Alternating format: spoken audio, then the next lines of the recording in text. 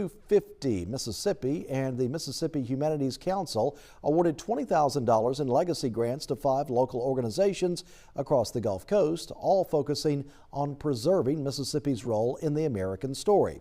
Raylan Ladner shows us how some of that money will be used.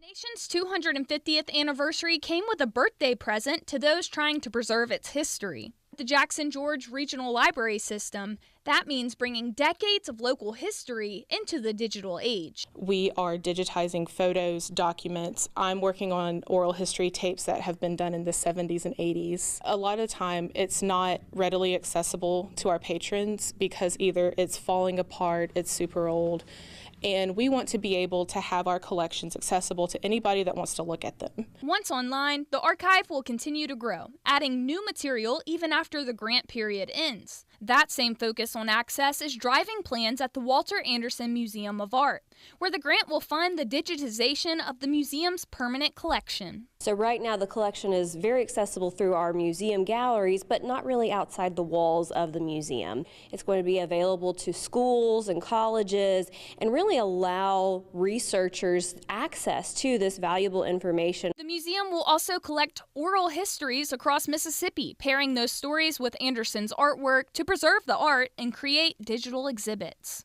And at the O'Keeffe Museum of Art, the grant is helping preserve the Pleasant Reed House, telling the story of the coast's historic Black community through film, audio, and visual exhibits. So this grant is going to help with accessibility. So each of the films will now be able to Bluetooth into headphones, or if someone is wearing a hearing aid device, they'll be able to Bluetooth and hear the films. The funding also supports the museum's 3rd documentary and upgrades to the historic home.